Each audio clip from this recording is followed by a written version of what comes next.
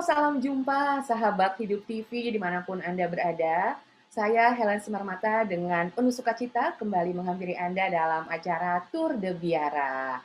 Semoga sahabat Hidup TV saat ini dalam keadaan sehat dan yang mungkin saat ini sedang kurang sehat, sedang merasa gloomy, galau gimana gitu, segera diberikan sukacita atau diberikan kemampuan untuk bisa bersyukur atas keadaannya dan tentu saja tetap bersukacita ya. Kita juga selalu mendoakan teman, sahabat, keluarga yang mungkin saat ini sedang sakit di masa-masa pandemi ini. Ini tentu saja keadaan yang sangat tidak enak, tapi kita jalani saja. Kita percaya bahwa semua yang terjadi ini sudah seizin Tuhan dan semoga kita selalu berharap kita bisa melalui ini semua dengan baik. Ya, teman-teman, sahabat Hidup TV, di program Tour de Biara kali ini saya punya tamu yang sangat istimewa. Saya akan mengajak Anda semua ke sebuah biara yang bisa dikatakan sangat bersejarah karena biara ini bukan saja biara dari ordonya yang pertama di Indonesia, tapi juga adalah biarawati pertama di Indonesia.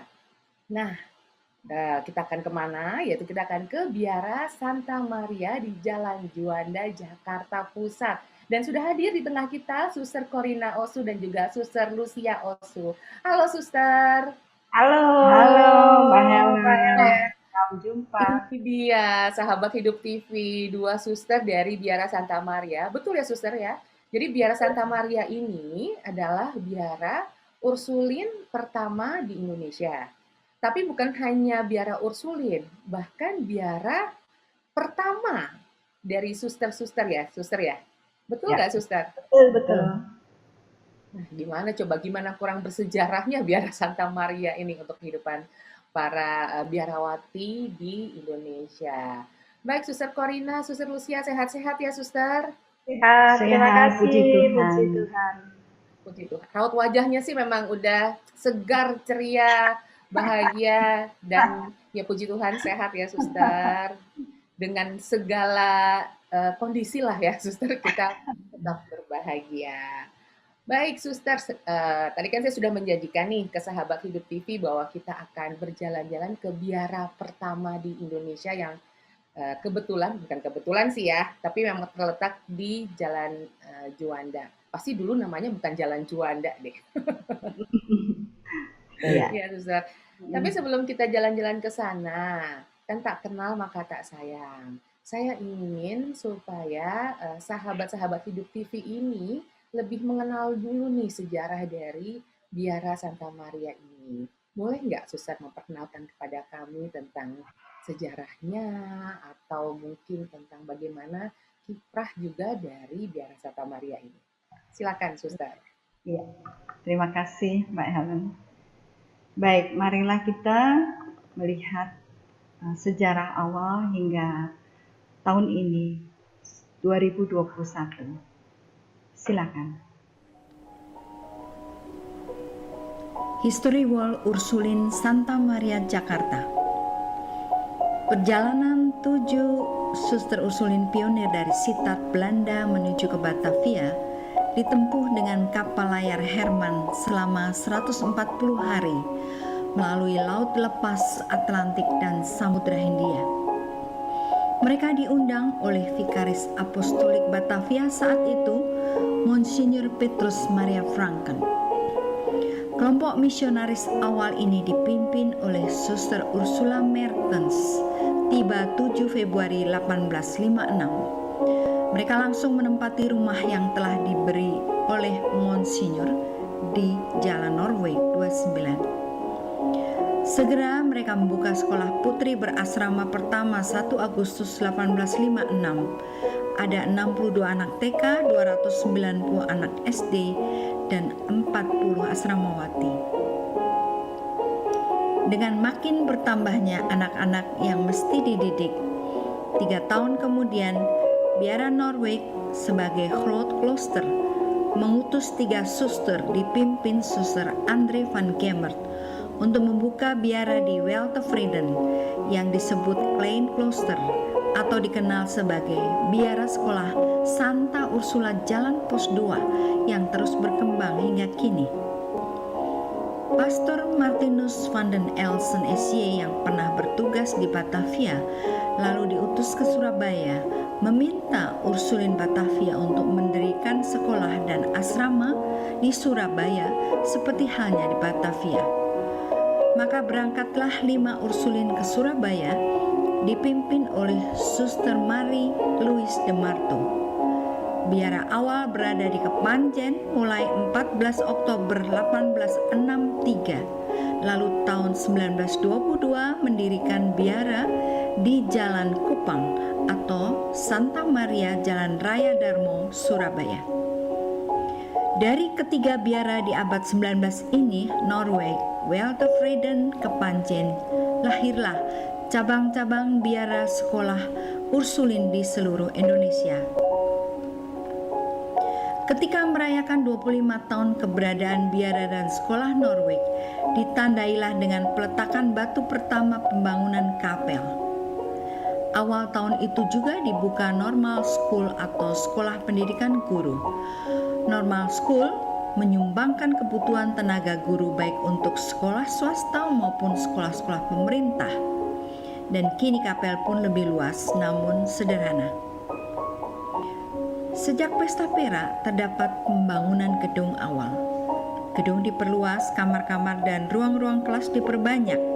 Menginjak usia 35 tahun, di bulan Januari dibukalah Messe School atau sekolah menjahit khusus putri yang merupakan cikal bakal sekolah kejuruan SKP, SKKA atau SMK sekarang ini. Bersamaan dengan itu pula dibuka sekolah rakyat di Jalan Batu Tulis untuk anak-anak yang kurang mampu. Menyongsong pesta emas 50 tahun biara induk Norway, melebarkan sayapnya ke Bandung. Di awal tahun diutuslah 6 Ursulin dipimpin Suster Xavier Nguyen untuk mendirikan biara dan sekolah Santa Angela di Jalan Merdeka Bandung dan yang tetap bertahan sampai saat ini. Tepat 75 tahun berdirinya biara dan sekolah Ursulin di Indonesia, Mother Jenderal Marie de Saint Martin di Roma menetapkan lambang dan semboyan Serviam, aku mau mengabdi, bagi semua murid sekolah Ursulin di seluruh dunia. Lambang dan semboyan ini bertujuan agar semua murid Ursulin memiliki semangat kebersamaan dan keterikatan jiwa satu sama lain.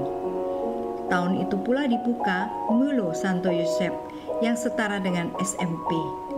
Sebelumnya dibuka sekolah cabang Santa Teresia di Jalan Gondang Dia. Perayaan Sahabat Biara, Sekolah dan Asrama Ursulin Norway atau Nusantara di Indonesia diadakan dengan meriah dan dihadiri perwakilan dari 12 biara Ursulin di Indonesia. Diciptakanlah lagu Mars Serviam yang kemudian sering dinyanyikan di sekolah-sekolah.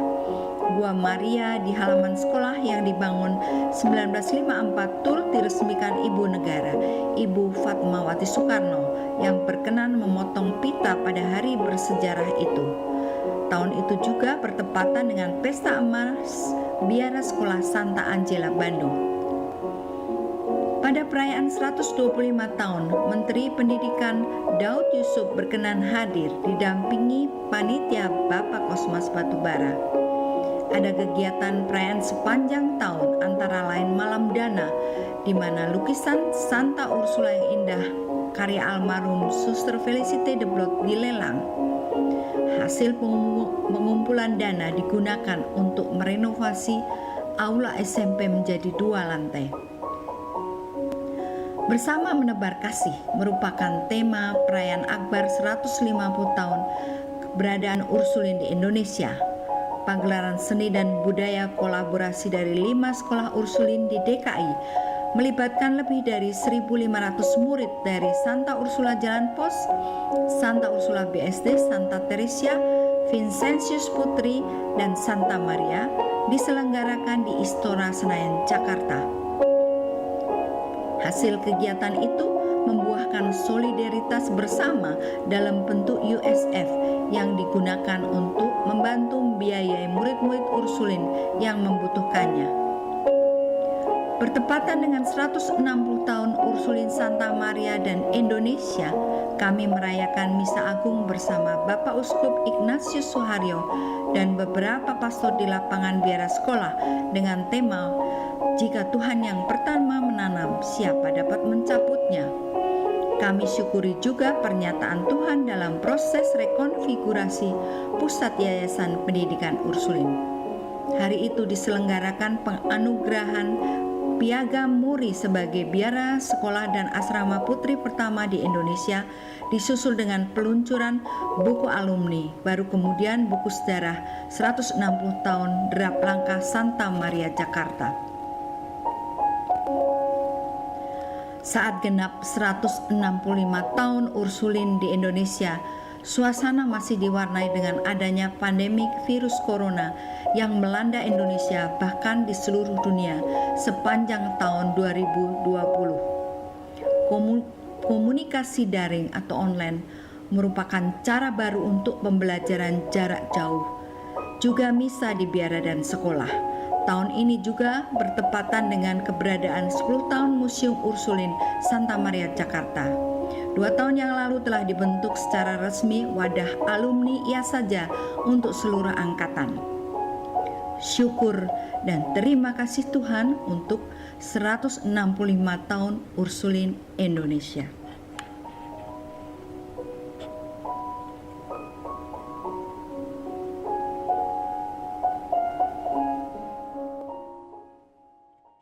Ya, sahabat Hidup TV, itu dia video persembahan dari suster-suster di Biara Santa Maria Jakarta yang menampilkan atau memaparkan tentang sejarah dari Biara Santa Maria yang juga adalah biara Ursulin pertama, bahkan biara pertama yang ada di Indonesia, biara suster-suster yang ada di Indonesia pertama.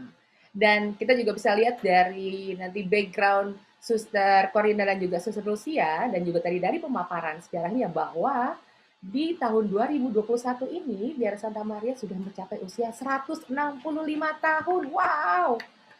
Puji Tuhan. Selamat ya Suster. Terima kasih. Tanggal 7 Februari ya Suster berarti ya? Betul. Tepatnya.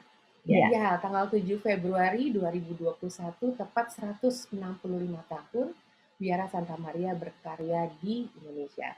Tapi walaupun tadi sudah kita sudah melihat video dengan pemaparan yang sangat jelas, ini boleh ya kita lanjut ngobrol-ngobrol dikit boleh ya Suster supaya makin kenal lagi, makin dekat lagi dengan Biara Santa Maria. Kalau boleh tahu nih Suster, kan para Suster Ursulin itu diundang oleh Monsignor Petrus Maria Franken tadi ke Batavia. Sebenarnya awalnya diundang itu dalam rangka apa Suster? Baik Mbak Helen, sebelumnya Monsignor Franken diutus ke Batavia, dia sudah mengenal Suster Ursulin di Sittard, Belanda. Sebagai pastor, dia mengenal karya pendidikan di asrama maupun di sekolah. Dan dia menganggap bahwa Ursulin berhasil mendidik anak-anak dengan baik di sana. Maka ketika Monsignor Franken ditugaskan ke Batavia dan melihat situasi bagaimana anak-anak perempuan tidak bersekolah dan hanya main-main saja, dia menjadi prihatin. Maka Monsignor Franken ingin mengajak Ursulin untuk datang ke Batavia dan mendidik anak-anak perempuan khususnya seperti halnya di Belanda. Begitu Mbak Helen. Berarti memang misi utamanya, tujuan utamanya itu berhubungan dengan pendidikan ya Suster. Apakah Betul. Itu artinya memang karya utama dari suster-suster Ursulin ini adalah pendidikan? Bisa dikatakan seperti itu kan? Iya, bisa dibilang seperti itu dalam arti pendidikan seluasnya. Artinya sekolah juga pendidikan formal, asrama juga pendidikan non formal, ada juga suster yang katekis yang mengajar katekumen, dan di Tarekat Internasional kami itu juga ada komisi pendidikan. Jadi pendidikan itu sangat penting. Juga di provinsi ada komisi pendidikan juga. Oke. Jadi memang pendidikan tapi bukan berarti terbatas di gedung sekolah gitu ya, Suster, Betul. atau formal. Jadi bukan hanya institusi sekolah, tapi jauh lebih luas daripada itu. Tapi memang di pendidikan, semangatnya semangat pendidikan. Nah, tadi sempat di video juga tertulis, Suster, ada Mulo Santo Yosef, Mulo yang setara dengan SMP. Apakah itu maksudnya di SMP Santa Maria atau sekolah yang berbeda lagi, Suster? Mulo itu kalau di bahasa Indonesia kan namanya pendidikan dasar lanjut. Kami sudah mendirikan TK atau Frobe, kemudian SD, Lacher School sejak awal, tapi belum ada lanjutannya. Maka ketika situasi menuntut hal itu, para suster waktu itu mendirikan Mulo Santo Yosef. Dan ini khususnya untuk anak-anak Bumi Putra, ya. Jadi anak-anak yang tidak melanjutkan ke jenjang Mission School yang khususnya untuk anak-anak Belanda itu melanjutkan ke Mulo. Dan ini tidak ada kaitan langsung dengan SMP. Memang dia setingkat dengan SMP. Hanya SMP itu, SMP Santa Maria secara resmi itu terbentuknya 1952 setelah kemerdekaan. Jadi mengikuti kurikulum Republik Indonesia. Oke, itu berarti memang setelah itu ada saatnya kemudian Mulo itu akhirnya sesuai dengan pemerintah juga dibubarkan gitu ya, Suster ya? Setelah Tidak kebutuhannya. karena dibubarkan karena perang itu ya, perang dunia kedua. Perang kemerdekaan itu ya, Suster ya? Iya, betul. Oke, baik.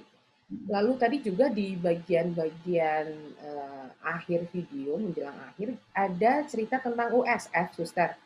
Bisa cerita juga nggak, Suster? Lebih jelas lagi, ini menarik sekali dan suatu program yang bisa dikatakan sangat luar biasa ya dari Ursulin. Mungkin Suster Corina akan cerita tahunnya. Silakan, Suster Corina. 2006 ya. Untuk USF pada tahun 2006 bertepatan dengan 150 tahun Ursulin di Indonesia, maka ada kegiatan di DKI dan Banten yang terdiri dari 5 yayasan, yaitu Ursula, Teresia, Santa Maria, Vincentius Putri, dan Santa Ursula BSD. Adalah kegiatan di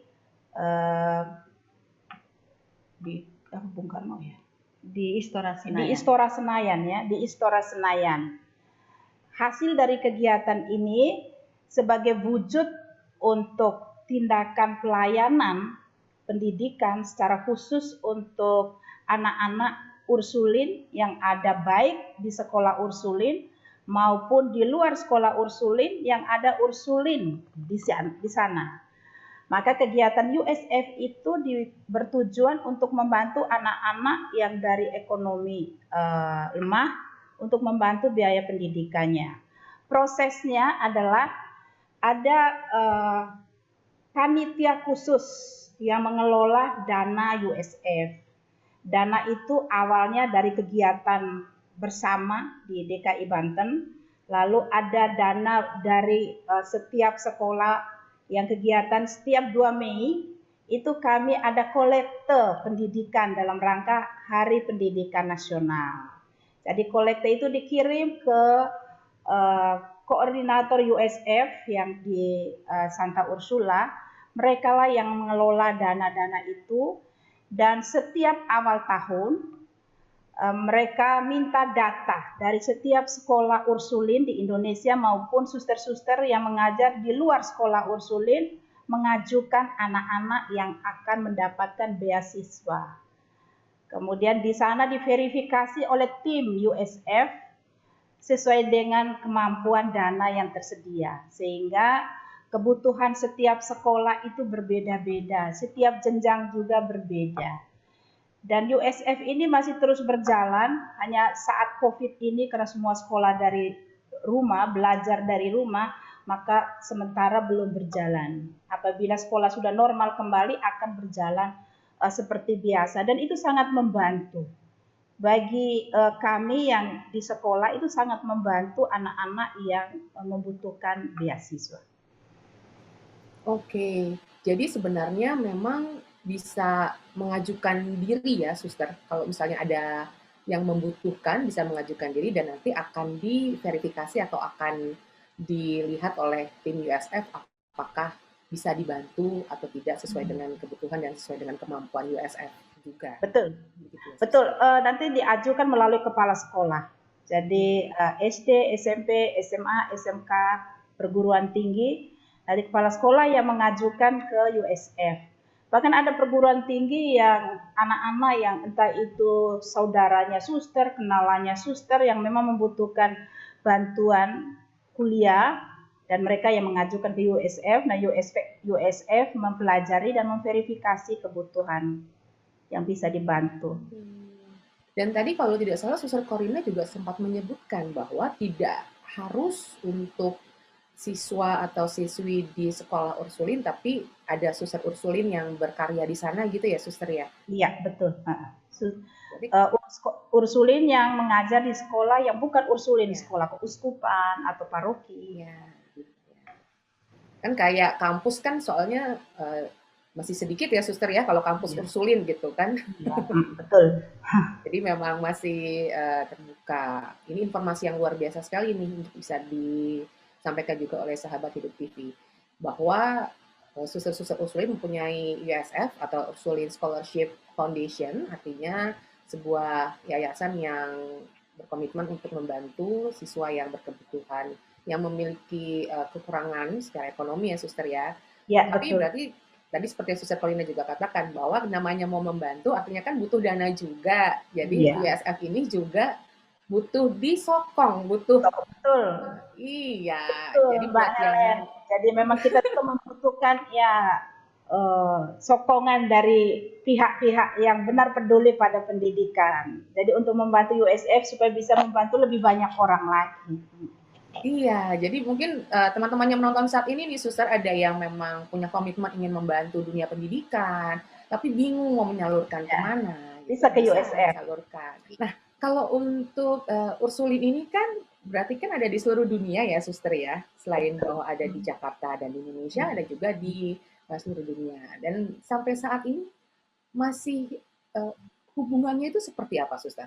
Bentuk hubungan antara Ursulin yang di Indonesia dengan kemudian juga yang di luar negeri. Terima kasih Mbak Helen. Ini saya mencoba untuk menjawab Mbak Helen dan juga untuk informasi para sahabat Hidup TV. Kami mempunyai pimpinan umum di Roma. Sebagaimana Mbak Helen ketahui, ada perwakilan suster kami juga yang ada di sana sebagai dewan. Kemudian mereka berkomunikasi melalui provinsial, para provinsial di dalam negara masing-masing. Nah, provinsial itulah yang biasanya berkomunikasi dengan pimpinan komunitas-komunitas. Melalui jalur itulah biasanya kerjasama itu dilakukan. Jadi misalnya ini kami pernah melalui provinsi, kami pernah ada suster yang live in di sini selama 6 bulan. Misalnya suster dari Taiwan ingin merasakan, ingin mengalami hidup komunitas, hidup doa, dan hidup karya di Indonesia. Maka dia ikut semua kegiatan kami. Saya bisa lihatkan fotonya juga ketika dia bisa ada di sini. Oke, Suster. Tapi tidak dalam bentuk ada pertanggungjawaban ke sana ya, Suster ya? Hanya koordinasi saja gitu. Koordinasi. Iya, koordinasi. Lalu juga ada misalnya ada mahasiswa yang ingin praktek di sini. Mahasiswa dari Universitas Ursulin Wenzhou di Taiwan. Itu praktek selama 5 minggu di sini untuk mengajar siswa SMP dan SMK. Dan mereka merasakan situasi yang lain, dan itu relasi juga dengan para suster yang ada di sana di Taiwan. Lalu juga ada kunjungan para suster mancanegara, beberapa provinsial untuk mengenal pluralisme di Indonesia. Ya, mereka datang dan menginap di sini. Kemudian ada tamu-tamu dari Polandia juga ingin mengenal sekolah Santa Maria, jadi menginap di sini. Berarti pada saat yang bersamaan, suster-suster dari Santa Maria juga bisa saja berkesempatan juga untuk belajar keluar atau untuk live in di luar gitu juga ya, suster? Iya, Gitu. iya Mbak Ellen, tahun lalu ya kami para ketua yayasan dengan dari Santa Maria hanya ketua yayasan, tetapi kepala-kepala sekolah Ursulin Indonesia dengan ketua yayasan, perwakilan kepala sekolah dan ketua yayasan, kami belajar bersama di Sydney. Di sekolah, selain itu sekolah paroki, dulu sekolah Ursulin, tapi sudah dikelola oleh sekolah paroki dan beberapa sekolah Katolik yang lain, termasuk sekolah Yesuit di Australia. Kami belajar bagaimana pendidikan di luar, perkembangannya sejauh mana, sehingga kami bisa mengembangkan pendidikan di Indonesia yang tingkatnya internasional. Dan ini kami lakukan kurang lebih 1 minggu di Sydney. Wow, luar biasa sekali. Jadi dengan begitu memang jejaringnya sangat kuat dan bernas sekali ya, artinya saling memberikan pengaruh positif gitu ya, suster, antara biara Ursulin satu dengan yang lainnya. Iya, beberapa tahun yang lalu juga itu ada Ursuline Education Meeting di mana ini? Taiwan. Di Taiwan, dari sini kami mengirim ada guru yang hadir, yang mengikuti selama 1 minggu juga. Itu juga pembelajaran lintas negara Asia Pasifik. Jadi kami ada kesempatan di mana para guru utusan untuk belajar dari negara lain yang ada di Asia Pasifik khususnya. Memang direncanakan ke depan itu, karena akhirnya terjadi COVID, jadi kita tunda ke suatu negara untuk belajar bagaimana kita belajar dari negara lain pengelolaan pendidikan sesama Ursulin maupun di luar Ursulin. Luar biasa. Jadi memang studi banding, saling jadi pertemuannya bukan hanya sebatas untuk urusan ordo gitu ya, suster ya, tapi memang urusan pendidikan secara luas juga. Luar biasa banget. Nah, suster, tentang perayaan 165 tahun nih, ini kan big deal sekali ya sebenarnya, dan ini sesuatu yang peringatan yang luar biasa sekali gitu dari Biara Santa Maria. Sebenarnya sudah ada rencana sesuatu nggak sih, suster, ingin melakukan perayaan dengan cara seperti apa? Atau memang kemudian belum ada rencana dan akhirnya pandemi keburu datang, dan lalu kemudian saat ini seperti apa rencana perayaannya, suster, untuk memperingati 165 tahun Biara Santa Maria ini? Ya, Mbak Ellen, memang rencana awal kita ingin merayakan 165 tahun. Kita melihat flashback ya, setelah 160 tahun perjalanan pendidikan di Santa Maria, lalu kita melihat 165 tahun Biara Santa Maria, bagaimana biara dan sekolah, perkembangannya sejauh mana 5 tahun. Memang rencananya memikirkan sesuatu, ternyata pandemi COVID mendahului. Akhirnya yang kita pikirkan yang bisa dilakukan adalah kita merencanakan perayaan Ekaristi syukur yang akan dilaksanakan. Sebenarnya karena tanggal 7 jatuh di hari Minggu, kita maju ke Senin, ternyata juga masih PSBB. Akhirnya juga kita mundur mengikuti peraturan, baru bisa dilaksanakan nanti rencana tanggal 15 Februari. Di dalam kegiatan 165 tahun juga ada pertepatan dengan 10 tahun museum. Nanti Suster Lucy akan secara detail menyampaikan kegiatan apa di situasi pandemi COVID ini yang bisa kita lakukan. Minimal ada kesan bahwa kami tidak membiarkan waktu itu berjalan begitu saja, tetapi ada momen penting yang perlu dikenang dan untuk sebagai pembaharuan semangat pelayanan sebagai Ursulin di Biara Santa Maria dan juga sebagai Ursulin dalam pelayanan pendidikan di Santa Maria. Nah, Suster Lucy akan sedikit menyampaikan 10 tahun museum bertepatan pada bulan Februari ini. Oh, Iya, Mbak sama-sama ya, Helen. Suster ya. 7 Februari juga ya, Suster, tapi pada tahun 2011 berarti. Biar 6 Februari, museum. Mbak. Satu hari Oh, 6 sebelum, Februari ya, 6 2011. Februari. Jadi, Oke, 6 Februari. silakan Suster Lucy. Ya, tadi Suster Corina mengatakan museum. Sebetulnya kami secara keseluruhan, Mbak Helen, museum ini adalah bagian dari sekolah dan biara yang sudah sekian lama itu, karena itu ada museum.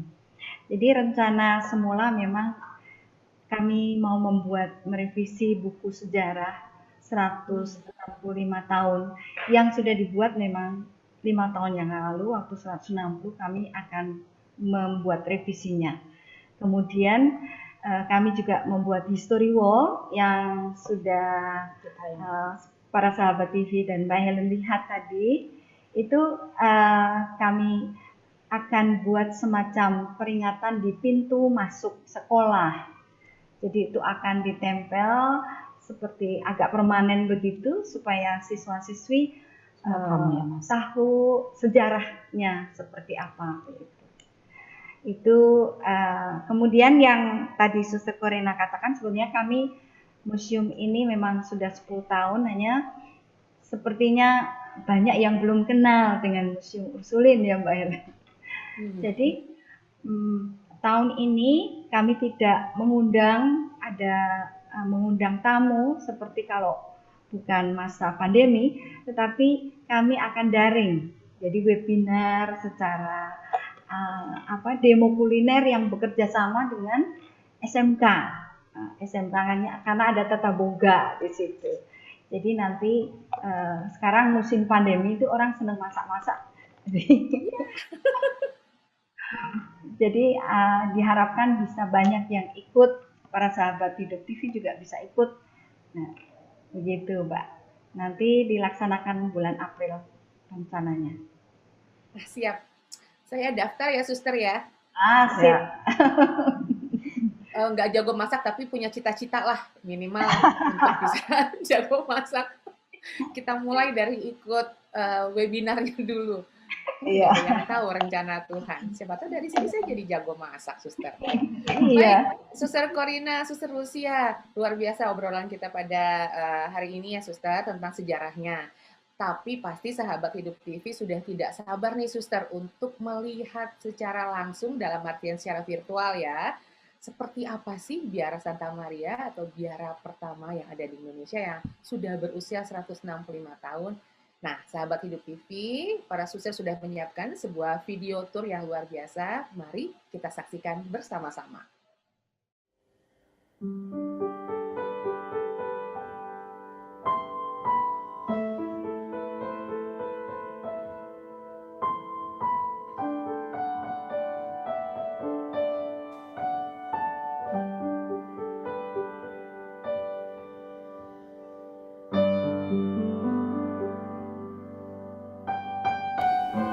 Salam jumpa para sahabat Hidup TV, saya Suster Lucia akan mengantar Anda untuk mengenal lebih dalam Biara Ursulin Santa Maria Jakarta. Mari kita masuk. Dari porti depan kita melihat lorong dengan atap yang cukup tinggi. Ruang-ruang di kiri kanan digunakan untuk SMK. Setelah melalui lorong-lorong SMK yang bersebelahan dengan biara, kita akan berbelok kanan dan menjumpai Kapel Ursulin Santa Maria.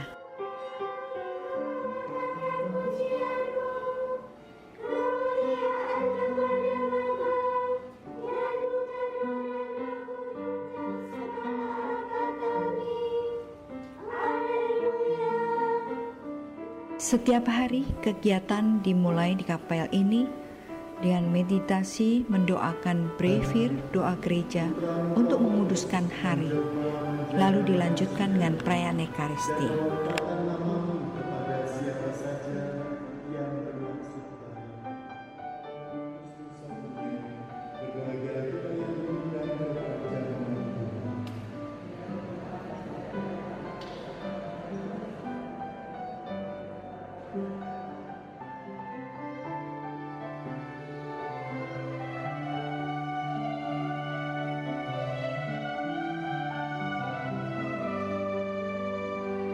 Setelah misa dilanjutkan dengan sarapan di ruang makan yang terletak di sebelah ruang doa. Biasanya doa sendiri-sendiri karena bergegas menuju ke tempat kerja. Mau difoto.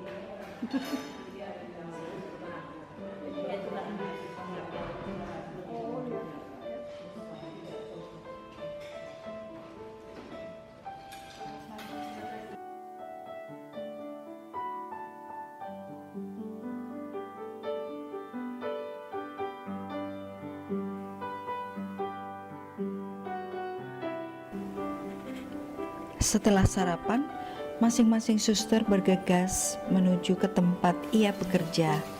Ada yang di sekolah, ada yang di asrama, maupun di dalam biara.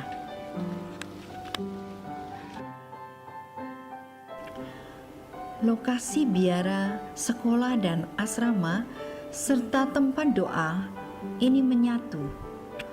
Hal ini untuk mewujudkan keseimbangan antara hidup doa, hidup komunitas, dan hidup karya. Untuk itulah kami semua berusaha tetap memelihara pepohonan yang sudah ditanam oleh para pendahulu. Ini untuk menjaga agar lingkungan di tengah-tengah kota metropolitan yang hiruk-pikuk ini tetap nyaman, hijau, rindang, dan sejuk, sehingga seluruh warga komunitas, anak-anak, orang tua, guru-guru, siapa saja yang datang merasa kerasan.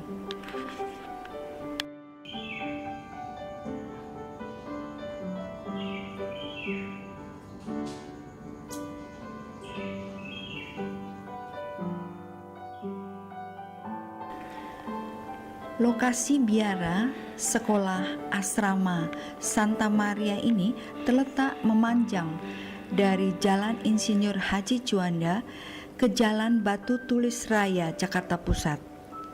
Awalnya berupa lahan tanah saja dan bangunan lantai 1. Dengan adanya perkembangan karya, bertambahnya murid, asramawati, maka mau tidak mau perlu dibangun ruang-ruang baru.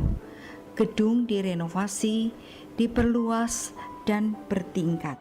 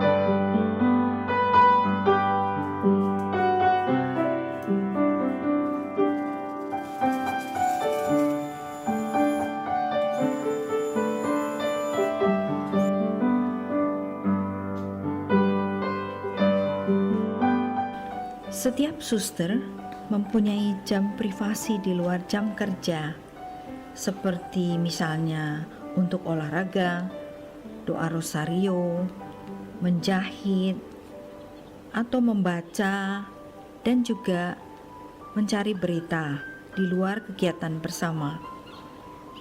Setiap suster juga mempunyai kewajiban dan hak untuk retret tahunan selama 8 hari.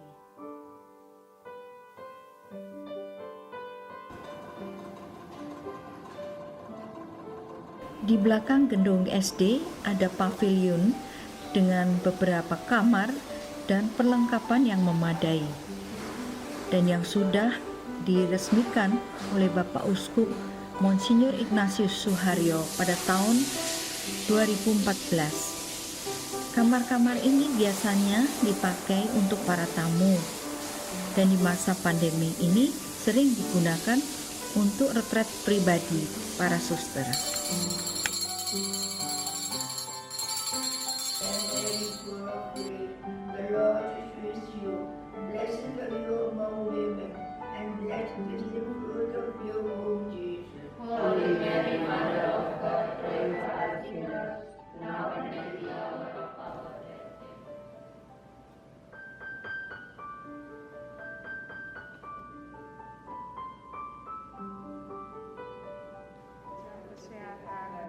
Dan keberadaan semua orang, kami dengan rendah hati dan penuh keyakinan memohon perlindungan, penyembuhan dan pemulihan dari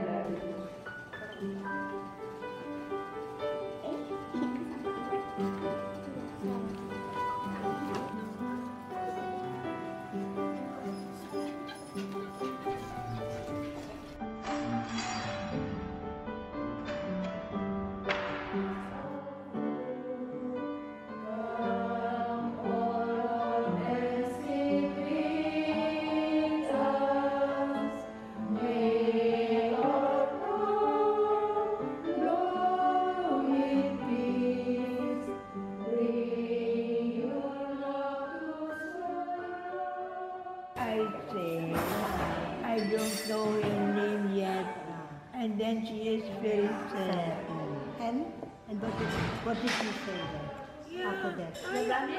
My otak.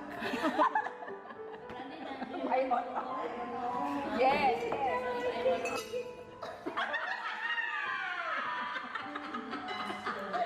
Are you strong?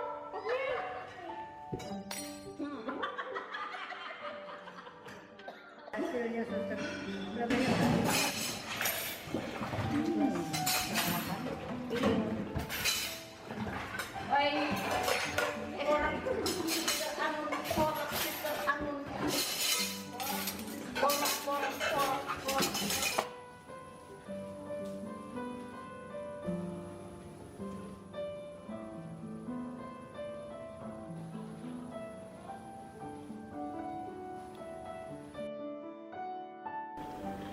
Selain doa dan makan bersama, kegiatan komunitas lain adalah pertemuan rutin bulanan, rekoleksi setiap minggu pertama, sharing kitab suci ataupun rekreasi.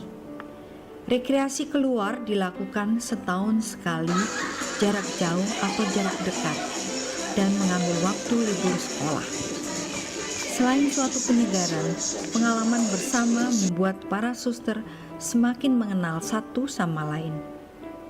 Sebelum masa pandemi, kami pernah outing bersama seluruh komunitas. Tak satu pun yang ketinggalan di biara. Namun semasa pandemi corona ini, kami rekreasi bersama di ruang rekreasi dengan permainan yang ada.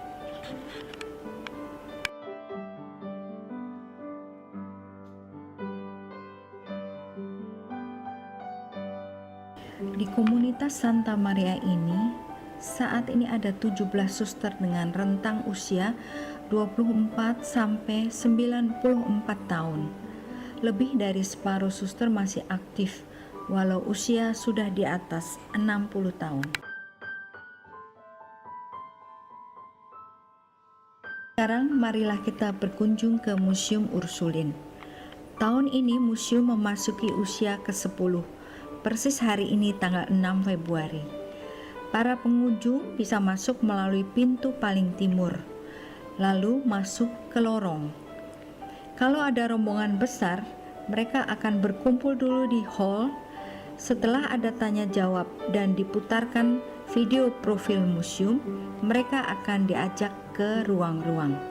Ruang-ruang pamer tidak luas, jadi pengunjung akan dibagi per kelompok untuk masuk ke dalam ruang.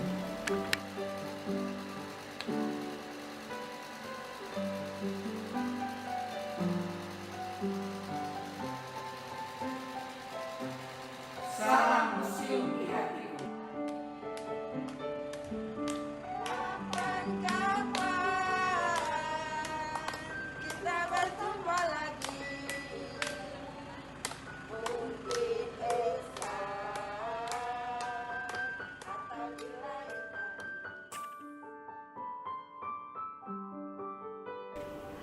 Terima kasih atas kunjungan Anda dalam Tour de Biara Ursulin Santa Maria Jakarta. Salam Serviam dan Soli.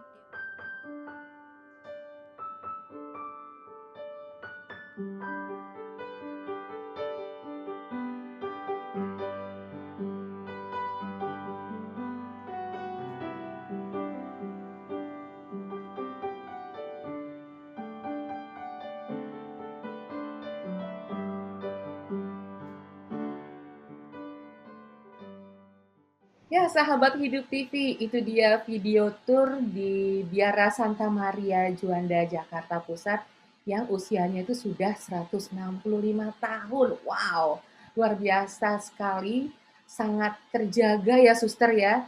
Penampilan gedungnya itu luar biasa cantik dan ternyata di dalamnya itu panjang sekali ya suster. Kalau dari luar kan, kalau kita jalan di Jalan Juanda, hanya terlihat kecil, atau kita dari Batu Tulis juga ya, ternyata di tengah-tengahnya luar biasa sekali. Suster, tadi dari Plang saya baca ada tulisan Institusi Pendidikan Sosiopreneur. Bisa dijelaskan nggak Suster itu maksudnya apa? Oke, baik Mbak Ellen. Kami tahun 2014, ini sejarah sedikit, itu Ursulin ada 13 yayasan. Selama ini kami Ursulin tuh setiap yayasan otonom. Maka pada sebelum tahun 2014 sudah ada gagasan bagaimana Ursulin yang otonom ini ada satu koordinator. Supaya ada koordinasi untuk ke 13 yayasan. Maka bentuklah satu kegiatan konfigurasi. Konfigurasi itu bagaimana kita dari yayasan yang otonom ini ada satu koordinator, fungsinya memang koordinasi. Bentuklah Yayasan Pusat Ursulin yang ada di Jalan Lombok. Pada saat itu semua Ursulin di yayasan masing-masing bentuklah yang namanya istilah kampus. Jadi ada kampus Santa Maria, Santa Ursula, Jalan Pos, Santa Ursula BSD, dan lain-lain. Dalam pertemuan ketua yayasan dengan koordinator PYPU, kami diminta untuk masing-masing yayasan harus mempunyai kekhasan sesuai dengan situasi dari yayasan itu. Maka ketua yayasan dengan tim yaitu para kepala sekolah dan wakil, kita berkumpul bersama berdiskusi panjang dan pertemuan yang berkali-kali memutuskan apa itu value proposition-nya. Maka value proposition untuk Santa Maria saat itu melihat bahwa Santa Maria itu sangat terbuka untuk umat, baik dari KAJ, dari paroki-paroki yang menggunakan fasilitas sarana aula Santa Maria maupun kelas Santa Maria untuk kegiatan. Maka situasi keterbukaan sosial sikap welcome-nya Santa Maria sangat tinggi. Itu satu poin. Lalu poin kedua, Santa Maria itu tingkat tertinggi adalah SMK. Nah, SMK ini adalah menyiapkan para entrepreneur muda ke depan. Dari diskusi panjang itu muncullah satu gagasan bagaimana kita mengintegrasikan antara skill yang diperoleh oleh anak-anak nih dengan hasil yang nanti untuk hidup mereka kelak. Bentuklah muncullah kata sosiopreneur, namanya sosiopreneur, karena nanti akan melatih bagaimana sifat jiwa anak-anak itu muncul. Tetapi kami lihat bahwa 2010 itu kami sudah mempunyai VP, yaitu cerdas, mandiri, penuh kasih. Nah, mengapa itu cerdas, mandiri, penuh kasih? Karena kita melihat generasi muda saat ini kita perlu mendidik mereka. Mereka tidak cukup pintar, tapi mereka harus cerdas. Orang yang cerdas, orang yang kritis, orang yang kreatif, dan orang juga yang inovatif. Anak-anak zaman sekarang anak mami. Jadi kita perlu melatih kemandirian. Maka mereka diberilah mandiri. Lalu mandiri yang bagaimana? Mandiri yang punya empati, yang punya bela rasa kepada penderitaan orang lain. Maka muncullah VP, cerdas, mandiri, penuh kasih. Maka ketika 2005 kami akan menyusun Renstra 2015-2020, kita melihat bahwa VIP Cerdas Mandiri Penuh Kasih ini masih relevan. Maka muncul menambah satu value. Value yang kita dapat adalah Sociopreneur Cerdas Mandiri Penuh Kasih. Yang tujuannya adalah mendidik para peserta didik agar mereka kelak jika menyelesaikan pendidikan di Santa Maria, mereka akan menjadi agen perubahan sosial. Ya, agen perubahan sosial yang nanti berdampak bukan hanya untuk dirinya sendiri, tapi dia juga berdampak bagi masyarakat sekitar, bahkan masyarakat luas kalau dia sudah sukses kelak. Inilah yang menjadi dasar mengapa kita berharap bahwa Santa Maria ini sungguh menjadi lembaga yang akan menghasilkan generasi muda yang demikian. Kalau dia jadi dokter yang punya jiwa entrepreneur, dia jadi arsitek, jadi apapun juga, jiwa entrepreneur itu masih ada di dalam setiap anak-anak lulusan dari Santa Maria. Jadi value socialpreneur ini bukan hanya untuk anak-anak SMK ya, Suster, tapi semua. Mulai dari TK sesuai dengan jenjang value. Misalnya anak TK itu mengenalkan karakternya. Jadi TK, lalu kalau SD karakter dan mulai pembiasaan yang bisa dilakukan di lingkungan sekolah dan di rumahnya serta di sekitar rumahnya.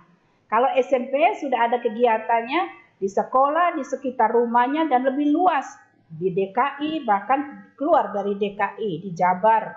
Misalnya mereka ada kegiatan live-in dan membuat kegiatan bagaimana mengembangkan bagi masyarakat yang ada di sana. Lalu SMK karena sudah mereka memang goals-nya itu SMK. Sehingga mereka lebih bisa menyiapkan anak-anak yang bisa nanti mereka menjadi entrepreneur muda. Walaupun dengan hal yang sederhana dulu, jadi itu yang diharapkan. Ya, dan yang sangat menarik sih tadi apa yang Suster Corina garis bawahi ya, sahabat Hidup TV, bahwa bukan hanya nilai-nilai itu ada di para lulusan Santa Maria ini, tapi kemudian juga jadi ditularkan ke orang lain, diturunkan ke baik ke keluarganya maupun juga ke komunitas yang terdekat, dan dengan demikian ya nilai ini juga jadi akan menyebar gitu ya Suster kemana-mana nilai yang sangat baik ini. Wah, luar biasa. SMK itu sampai saat ini ada berapa jurusan Suster di Santa Maria? Sekarang ada 4 jurusan. Jadi yang pertama itu Boga, Tata Boga dan Tata Busana. Lalu ketiga program baru adalah multimedia. Dan program yang keempat, yang terbaru belum lulus, itu adalah perhotelan. Dan memang lagi sekarang mereka booming tuh Boga, karena Boga itu mereka di luar mereka sungguh terkenal. Jadi kalau DKI terkenal itu pasti Boganya, lulusannya pada sukses. Nah, kalau untuk asrama itu mereka sudah sukses, yang program lama itu udah pada sukses karena mereka yang sudah dari tahun 70-an. Oh ya. Jadi sudah kredibilitasnya sudah tidak diragukan lah kalau SMK. Jadi Boga Busana. Kalau multimedia ini orang muda nih yang tingkatnya di perguruan tinggi saat ini masih sampai di situ dari mereka. Ya, baik Suster. Tadi kan dipaparkan di video ada asrama Suster, dan itu sampai sekarang masih ada asrama. Dan asrama ini kan ketika pertama kali para Suster dari SITAT itu datang, itu TK dan asrama ya Suster ya? Ya awal TK, SD dan asrama awal. Sampai sekarang asrama masih ada. Berarti asrama itu juga sudah berusia 165 tahun. Nah itu betul 65 tahun betul. Jadi untuk asrama yang di Santa Maria itu sekarang untuk asrama Santa Maria SMP SMK Santa Ursula Santa Teresia. Jadi untuk sekolah Ursulin yang ada di Jakarta Pusat. Jadi nggak boleh. Jadi dari siswa lain tidak boleh datang, tidak boleh menghuni asrama anak Ursulin ya, karena ini untuk anak Ursulin kita membentuk mereka kemandirian, tanggung jawab, kerjasama di asrama. Dan ini rata-rata anak-anak dari pinggiran kota Jakarta dan luar pulau atau luar kota. Iya. Itu seru banget. Ada ininya juga nggak Suster? Pernah ada reunian penghuni asrama gitu, ketemuan-ketemuan mantan penghuni asrama Santa Maria? Reuni asrama itu reuni memang secara terorganisir sih belum belum pernah terjadi. Tetapi kalau mereka datang, ya zaman dulu yang masih ada zaman Belanda, mereka datang, mereka lihat asrama kok udah berbeda ya, nggak seperti dulu. Lalu yang puluhan tahun mereka datang, aduh kok dulu kok lain, sekarang udah berbeda. Karena memang ya kita perkembangan zaman dan situasinya berbeda. Tapi luar biasa sekali sampai saat ini, berarti memang dirasa kebutuhannya masih ada ya, Suster, untuk tetap mempertahankan asrama putri di Santa Maria itu ya, Suster? Ya, hanya memang bedanya asrama di Santa Maria dengan asrama kami yang ada di Solo atau di Malang beda. Kalau anak Santa Maria, karena memang mereka anak yang di pinggir kota, yang sekolah di Santa Maria, Ursula dan Teresia, lalu mereka kan transportasi itu agak terhambat, kesulitan, terlambat, maka mereka masuk di Santa Maria. Orang tuanya mengharapkan mereka di Santa Maria, tapi anak belum tentu anaknya mau di asrama, karena sehingga mereka boleh katakan bahwa mereka tidak akan sampai 3 tahun di asrama, entah itu 3 bulan, 5 bulan, setahun mereka di asrama. Tapi ada juga yang sampai 3 tahun di asrama. Tapi sangat tergantung dari beda mungkin suasana asrama di pusat kota Jakarta dengan asrama yang ada di luar Jakarta. Ya. Kebutuhannya juga berbeda dengan kondisinya juga berbeda. Ya, Suster, kalau boleh tahu nih, tadi kan juga diceritakan tentang ada jam privasi yang kemudian diisi ada olahraga, ada juga yang rosario katanya. Tapi jam privasi ini sudah ada jam tertentu atau setiap suster itu boleh mengatur waktu privasinya sendiri, Suster? Oke, untuk jam privasi selain yang suster pribadi mengatur, kami itu olahraga ya di Santa Maria ini hari Sabtu dan Minggu kalau tidak hujan. Itu hanya untuk yang muda-muda, suster-suster muda berolahraga dengan karyawati kami dan karyawan kami.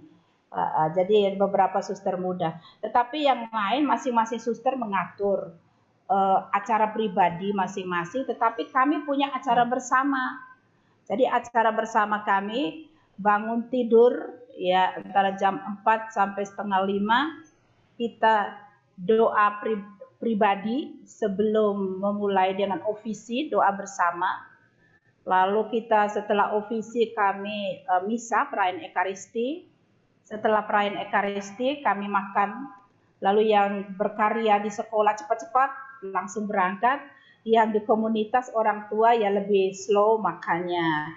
Kemudian setelah dari sekolah ya aktivitas kembali. Kadang jam 12:15 makan siang para suster. Tetapi yang di sekolah ya menunggu kalau jam sekolah berakhir baru makan kembali ke biara.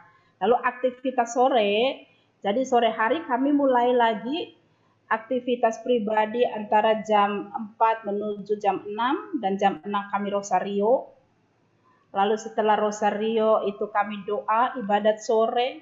Setelah ibadat sore itu kami ada hari Kamis itu kami ada adorasi. Lalu minggu pertama kami ada rekoleksi. Kemudian kami malam makan bersama. Lalu minggu pertama kami rekreasi.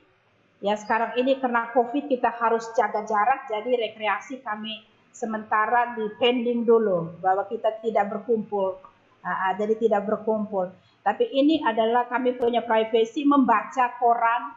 Ya karena ada koran di tempat yang sudah disediakan, membaca koran, baca majalah itu urusan masing-masing pribadi.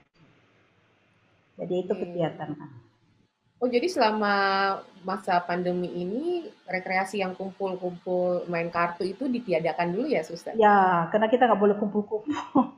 Kita juga sementara kita makan juga kita harus jaga jarak. Jadi di meja makan untuk kita harus menjaga situasi saat ini yang belum memungkinkan. Iya, tapi acaranya rekreasi kami memang ada kalau waktu situasi normal. Itu kami setiap hari Minggu rekreasi seperti di dalam video, lalu ada kegiatan outing komunitas, semua termasuk yang lansia juga kita ikut. Pernah kita ikut outing ke mana itu? Lembang. Nah, itu menyenangkan yang ada di video ini. Ini kenapa kita perlu outing komunitas, kita memupuk ya kebersamaan antara yang senior, medior, yang muda, dan ini suatu gairah hidup untuk memupuk baik hidup rohani maupun ya kehidupan jasmani untuk bersama bagaimana kita saling mendukung sebagai sesama saudara di dalam komunitas. Berarti untuk rekreasi selanjutnya sabar-sabar dulu ya Suster ya, belum bisa dulu berarti kita rekreasi saat ini.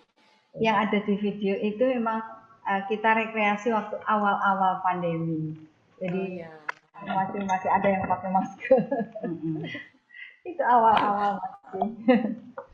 Nah, jadi, tadi di video juga dipaparkan Suster bahwa sebenarnya setiap Suster itu ada semacam jatah ya untuk retret tahunan gitu Suster. Nah, kalau untuk cuti pribadi sendiri ada peraturan khusus juga kah yang mengatur itu, Suster? Iya, benar Mbak Helen. Peraturan untuk cuti pribadi itu diatur di dalam konstitusi kami yang bernama Direktorium. Di situ setiap suster diberi waktu 14 hari untuk berkunjung ke keluarga supaya membina keakraban dengan keluarga, kehangatan gitu. Jadi ada setiap tahun, setiap suster 14 hari boleh mengambil cuti pribadi. 14 hari itu sekaligus ya suster ya? Jadi bukannya misalnya 2 hari gitu. Cicil itu. Ya memang teknis pelaksanaannya bisa dibicarakan dengan pimpinan komunitas. Iya. Tergantung kondisi dan kebutuhan juga ya Suster. Betul, tidak selalu diambil 14 hari. Kadang saya sendiri juga hanya 2 hari, 3 hari. Suster kalau mau cuti mengunjungi saya boleh loh. Minta banget nih. Bukannya saya yang ngunjungin Suster, benar-benar ya keterlaluan ini saya. Nah, saya tadi kan di sesi awal, Suster Lucia tadi sudah sempat cerita juga soal museum nih, Suster. Tapi boleh nggak digambarkan lagi dengan lebih mendetail tentang sejarah dari museum ini dan sebenarnya tujuan awalnya kenapa sampai museum ini didirikan? Museum Ursulin ini ada, bisa diceritakan nggak, Suster? Baik, Mbak Helen. Memang saat ini penanggung jawab museum sejak 2015 diserahkan kepada saya. Artinya sebelum itu 2011 sampai 2015 itu Suster Ingrid Wedinekse yang merintis. Jadi beliau melihat bahwa ini rumah pertama dan banyak artefak atau barang-barang peninggalan para suster yang perlu dilestarikan, perlu dipelihara. Maka didirikanlah atau dibentuklah museum ini dengan apa yang ruang-ruang yang sudah ada. Sehingga ketika itu tujuannya yang pertama memang hanya mengumpulkan, tetapi setelah waktu berjalan, museum ini kami merumuskannya sebagai living heritage. Maksudnya warisan yang hidup, di mana dulu yang didirikan para suster itu dengan artefak-artefak yang ada itu masih hidup sampai sekarang. Biara masih ada, sekolah masih ada, asrama masih ada. Dan itu living heritage itu menjadi visi kami bagi anak didik, pendidik, masyarakat untuk informasi-informasi sejarah awal biara dan perjuangan para suster. Begitu Mbak Helen, singkatnya.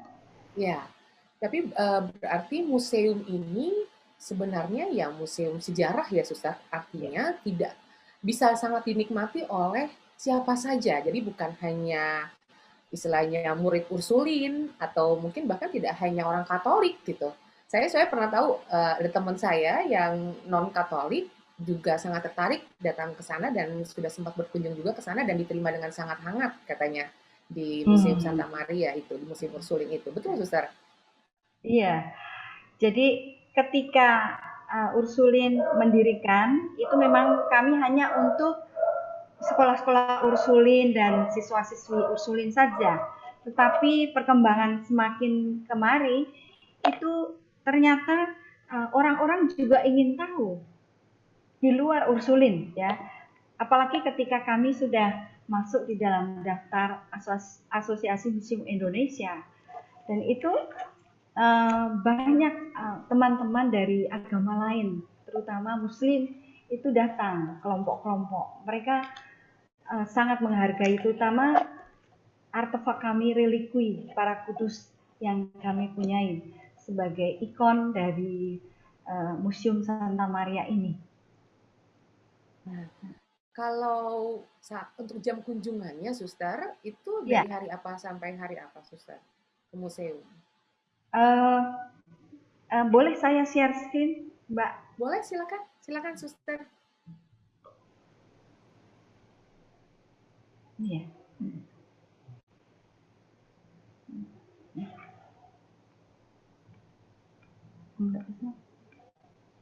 Nah ini Mbak Helen. Ya. Apakah lihat? Nah. Jam Senin. Senin sampai Jumat itu jam 8 sampai jam 2. Kemudian Sabtu jam 8 sampai jam 1. Minggu atau hari libur bisa dengan perjanjian. Biasanya anak-anak katekumen itu kelompok-kelompok mereka biasa datang hari Minggu. Kami melayani juga kalau ada perjanjian lebih dulu.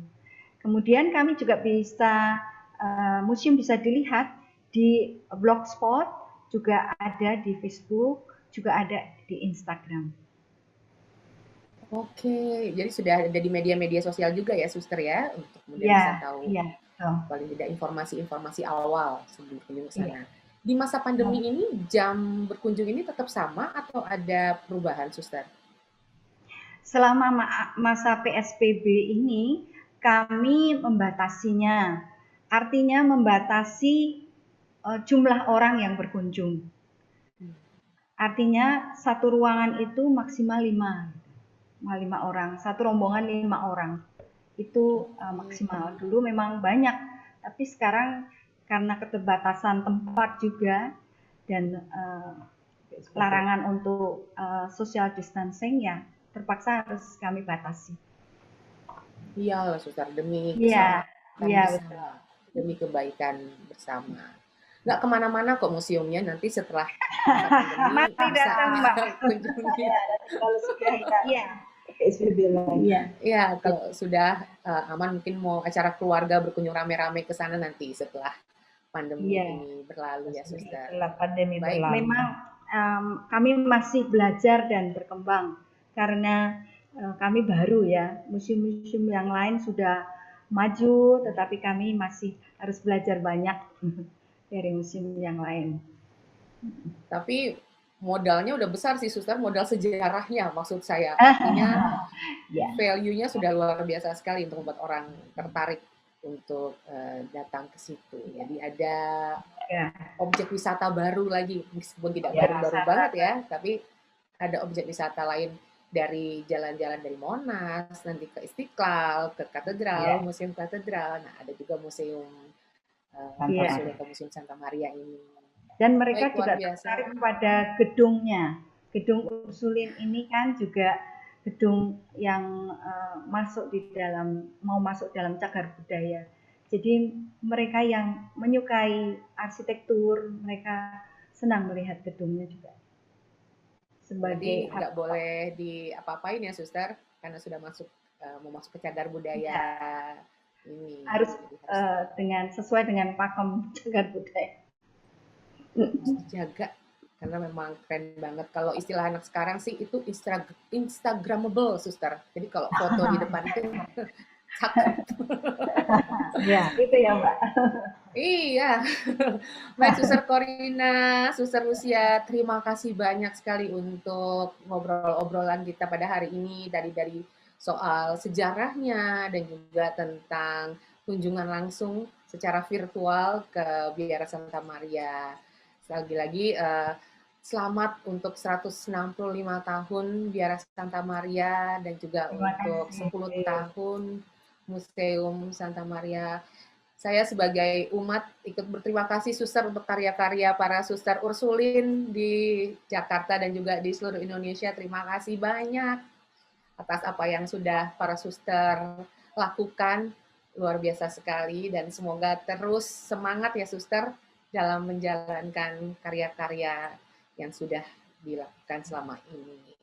Sebelum kita menutup perjumpaan kita, Suster, boleh ya untuk para sahabat Hidup TV yang sedang menyaksikan acara ini, Suster memberikan closing statement atau pesan-pesan bagi kami semua. Silakan, Suster.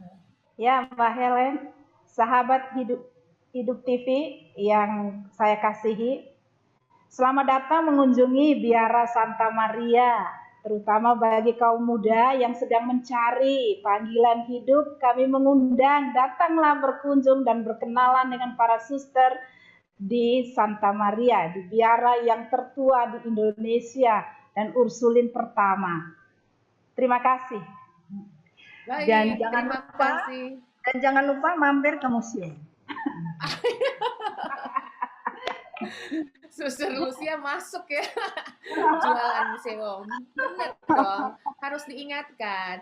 Terima kasih banyak Suster Corina, terima kasih banyak Suster Lucia. Iya. Ya, Sahabat Hidup TV. Itu dia Tour de Biara yang sangat istimewa pada hari ini karena kita berkunjung ke biara tertua di Indonesia dan juga Ursulin pertama di Indonesia yaitu Biara Santa Maria yang pada tanggal 7 Februari 2021 ini merayakan usia ke-165 tahun dan Museum Santa Maria juga merayakan ulang tahun yang ke-10.